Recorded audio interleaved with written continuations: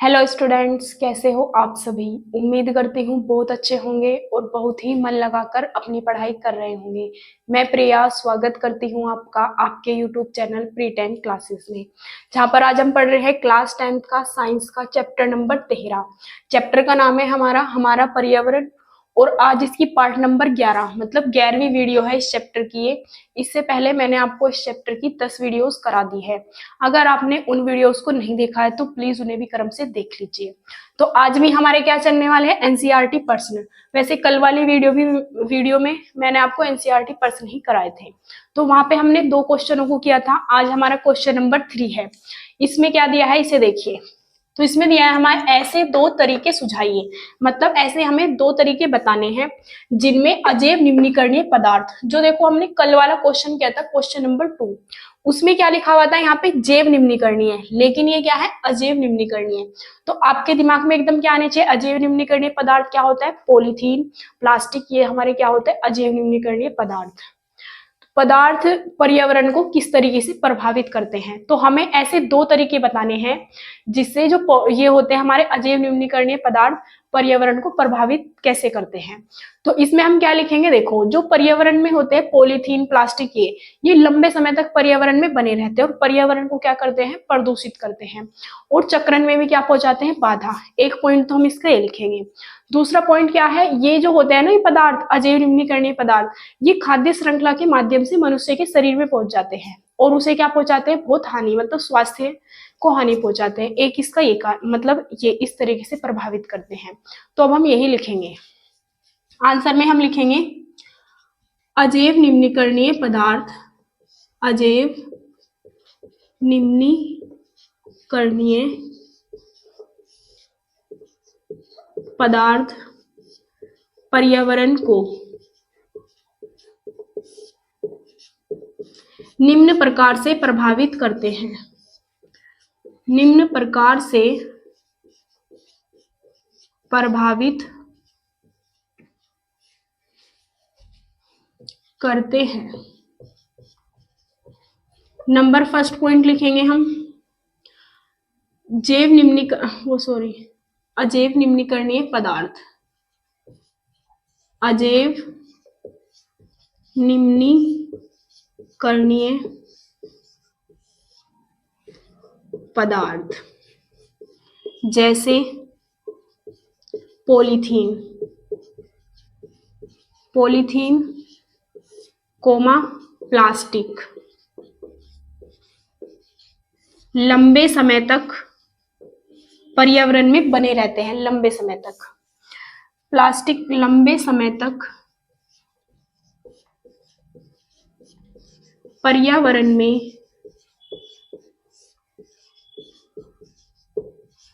बने रहते हैं तथा पर्यावरण को प्रदूषित करते हैं, पर्यावरण को प्रदूषित करते हैं, मतलब प्रदूषण फैलता है इनकी वजह से और हमारी जो पृथ्वी की सुंदरता है उसे भी कम करते हैं। जैसे कि फैली रहेगी इधर तुम एक दूसरे, मतलब ऐसे देखो आसपास बहुत सारी पॉलीथीन फैली हुई, रोड पे जा रहे हैं इधर भी पॉलीथीन इधर भी पॉलीथीन, तो कचरा फैला रहेगा, तो उससे क्या होती है हमारी जो पृथ्वी है उसकी सुंदरता भी कम होती है। तो इससे क्या होता है, पर्यावरण प्रदूषित होता है।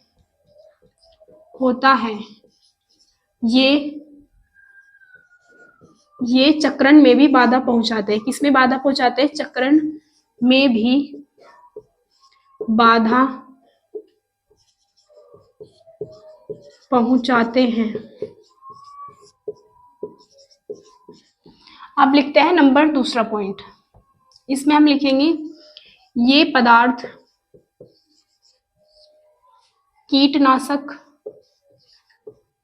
कीटनाशक दवाइयां होती है जो, वह पीड़कनाशक दवाइयां हम खेतों में डालते हैं अपनी, तो उन रसायन के माध्यम से मनुष्य के शरीर में पहुंच जाती है।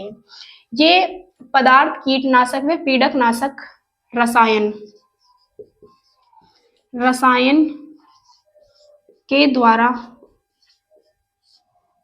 के माध्यम से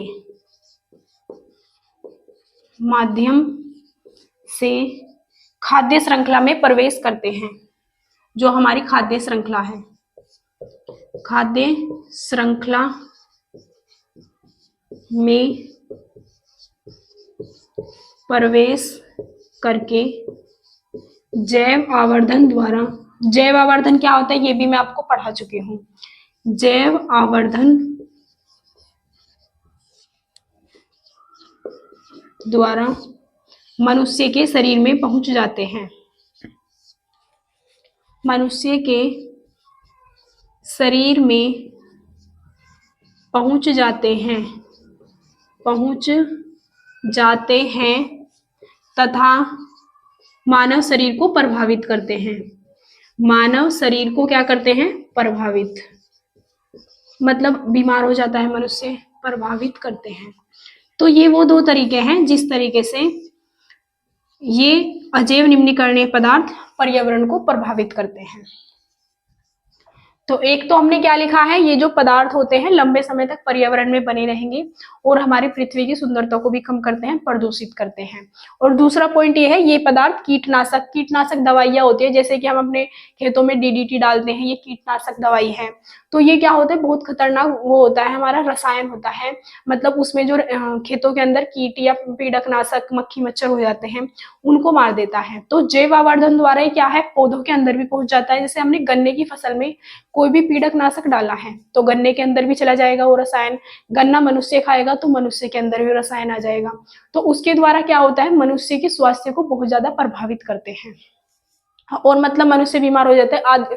मतलब आजकल अधिकतर बीमारी इसी वजह से हो रही है क्योंकि हमारा खान पान बिल्कुल भी अच्छा नहीं है और हम अपने स्वास्थ्य पे इतना ध्यान भी नहीं देते, मतलब बहुत ही जंक फूड खाते हैं, इस तरीके से पिज्जे बर्गर ये सब सामान खाते हैं हम, मतलब हेल्थी खाना, मतलब हेल्थी फूड नहीं खाते, इस वजह से हम हेल्थी नहीं रह पाते। और आजकल हमारी सब्जियां फलों इन सब में भी रसायन मिल के आ रहा है, तो कोई मनुष्य बचे भी तो कहाँ तक बचे। तो इसी वजह से क्या होता है, मनुष्य के शरीर को प्रभावित करते हैं। तो उम्मीद करती हूँ ये आपको समझ आया होगा। अब आप इसका स्क्रीनशॉट लेके नोट कर सकते हैं।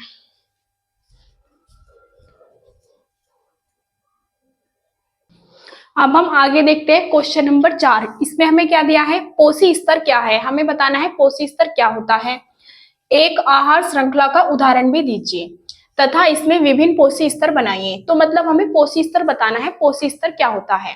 जैसे कि हम जानते हैं आहार श्रृंखला कैसे बनती है, जैसे कि जो जीव है एक दूसरे से, मतलब एक दूसरे पर निर्भर करते हैं अपने भोजन के लिए।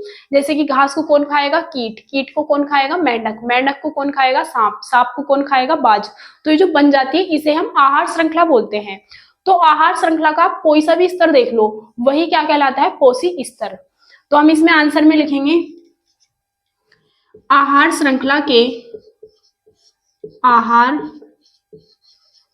श्रृंखला के प्रत्येक स्तर को, प्रत्येक स्तर को पोषी स्तर कहते हैं।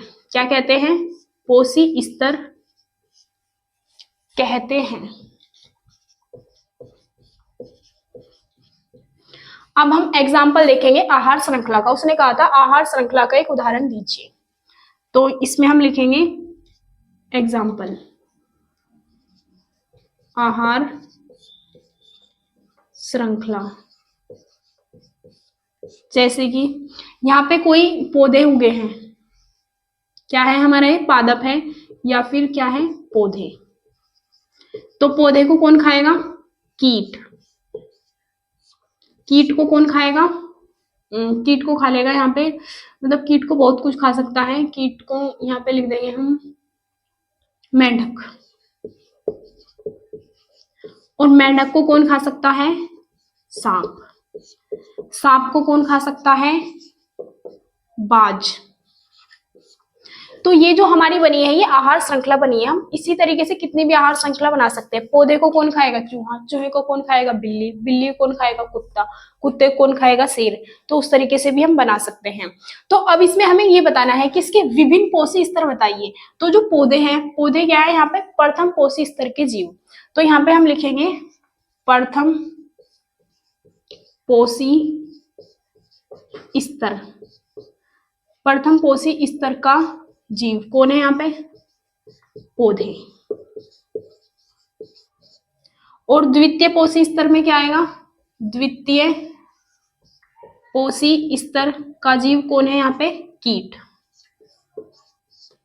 फिर हम लिखेंगे तृतीय पोषी स्तर का जीव कौन है? मेंढक। फिर लिखेंगे चतुर्थ पोषी स्तर का जीव कौन होगा? सांप। और ये क्या होगा? बाज। पंचम पोषी स्तर का जीव क्या हो जाएगा हमारा? बाज। तो इस तरीके से हमारा क्वेश्चन कंप्लीट होता है। तो पोषी स्तर क्या होता है? इसमें कोई सा भी स्तर उठा लो, ये कीट क्या है? एक पोषी स्तर है।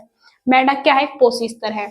तो इसमें ये लिखा है आहार श्रृंखला के प्रत्येक स्तर को, ये आहार श्रृंखला के स्तर दिए, ये प्रथम पोषी स्तर, द्वितीय पोषी स्तर, तृतीय पोषी स्तर, चौथा और पांचवा। तो इसकी कोई सा भी स्तर ले लो, उसी को हम क्या बोलते हैं? पोषी स्तर बोला जाता है।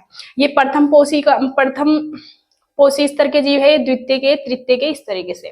तो प्रथम पोषी स्तर का जीव क्या है हमारा? पौधे। द्वितीय पोषी स्तर का कीट, तृतीय का मेंढक और चतुर्थ का बाज। और इसे पंचम बोल सकते हो या फिर बोल सकते हैं शीर्ष में, मतलब सबसे ऊपर कौन है यहाँ पे? बाज है। तो इसका हो जाएगा बाज। तो उम्मीद करती हूँ ये क्वेश्चन आपको समझ आ गया होगा। अब आप इसका स्क्रीनशॉट लेके नोट कर सकते हैं। और अगर आप हमारे चैनल पर नए आए हैं तो प्लीज चैनल को सब्सक्राइब जरूर कर लीजिए और वीडियो को लाइक करना ना भूलें। वीडियो को ज्यादा से ज्यादा शेयर कीजिए और अपने घर के सभी मोबाइल से भी चैनल को सब्सक्राइब जरूर कर देना। अब हम मिलते हैं अगली वीडियो में, तब तक के लिए जय हिंद, जय भारत। अब आप नोट कर सकते हैं।